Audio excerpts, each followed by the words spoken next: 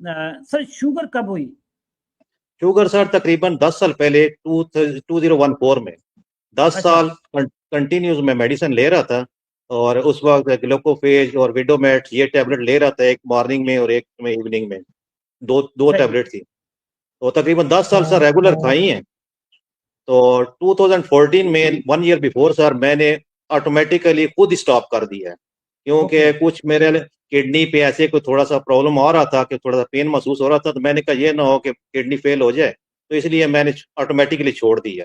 उसका alternative sir मैंने 1 साल पहले तकरीबन घर का रेमेडी जो है ना वो स्टार्ट की थी कि मस्टर्ड ऑयल और ओलिव ऑयल स्टार्ट किया है। ओके और मैंने ओके कुकिंग ऑयल बंद कर दिया था 1 साल पहले। ओके उस ओके। वजह से सर मेरा थोड़ा सा शुगर में फर्क आया था। मेरी ये तकरीबन आपको कहाँ अबाउट से पता चला था, ये फार्मूला कहाँ से पता चला था सर? ये सर मैंने खुद एक घर में, क्योंकि मैं यूएई में हूँ तो यहाँ पे ज्यादातर ओलिव ऑयल यूज करते हैं। ओके तो ओके। इसलिए मैंने कहा था, क्योंकि प्रोग्राम वगैरह सुना था, एक उसने कहा था कि हम एशियन हैं तो हमें मस्टर्ड ऑयल बहुत अच्छा है अगर हम अपनी यूज करें, और दो ओलिव ऑयल। तो मैंने इसलिए दोनों ऑयल घर ला के जो है ना कुकिंग जो है होती है उसमें मस्टर्ड में कर रहा हूँ सर पिछले 1 साल से।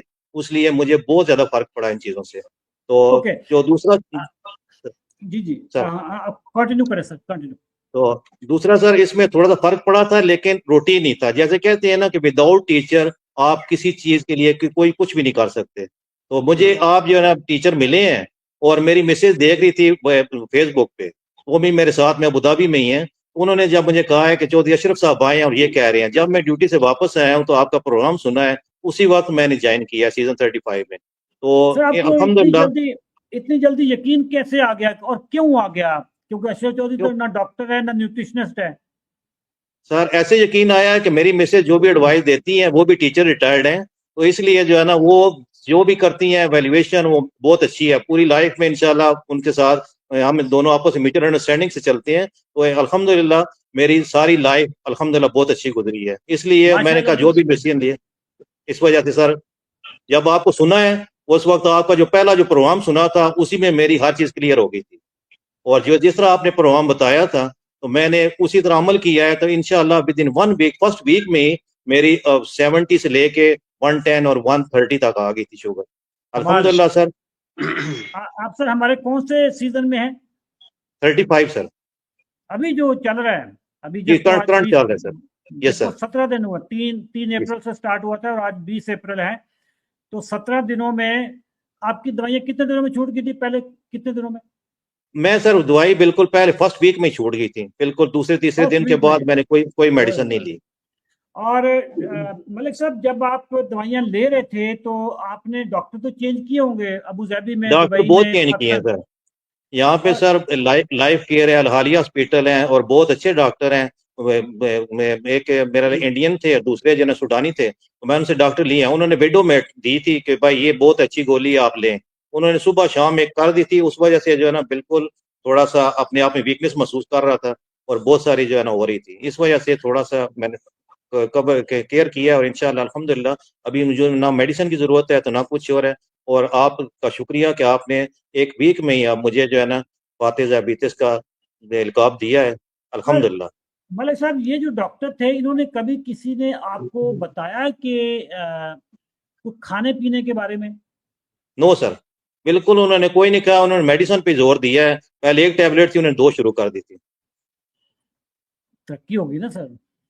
बिल्कुल तरक्की तो हो गई थी, लेकिन मैं तरक्की में बहुत पीछे जा रहा था।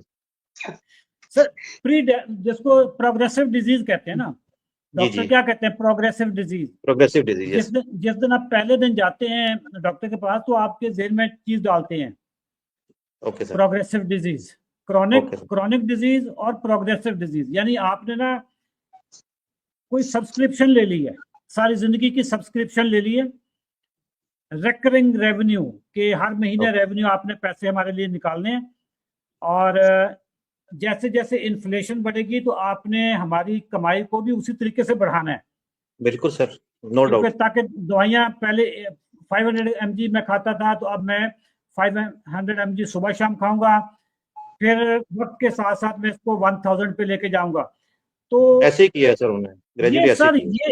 ये जो तरीका है वारदात, तरीका इलाज तो नहीं है, तरीका वारदात है ये सब पूरी दुनिया में यही है।